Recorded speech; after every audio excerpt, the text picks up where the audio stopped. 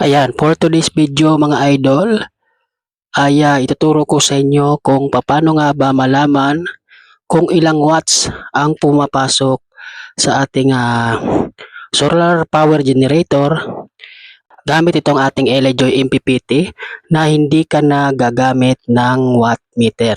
So ayan po. So bali ayan yung ating harvest.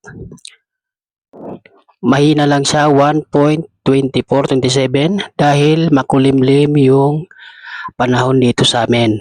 So ngayon ay ituturo ko sa inyo kung paano mag-compute para malaman natin kung ilan ba ang watts na pumapasok dito sa ating solar power generator. At ituturo ko rin kung ano ang gagawin para mag-compute ito. Unang gagawin natin mga busing, ayan, picturean muna natin. Ayan, picturean natin. So ayan, na-picturean natin. So ayan, yan yung na-picturean natin mga busing.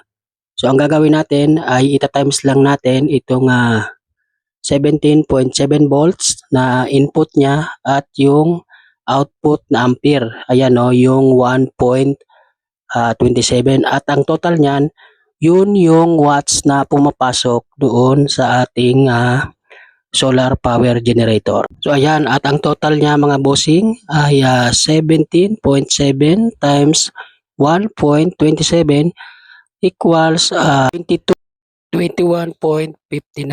Yan, napakahina ng harvest natin mga bossing dahil makulimlim yung ating panahon ngayon. So ganun lang po ang pag-compute mga bossing kung paano natin makukuha yung watts na pumapasok sa ating portable power generator na hindi na tayo gagamit ng watt meter. So, ayan, at sana ay may natutunan kayo for today's video mga idol. Hanggang dito na lang po muna tayo.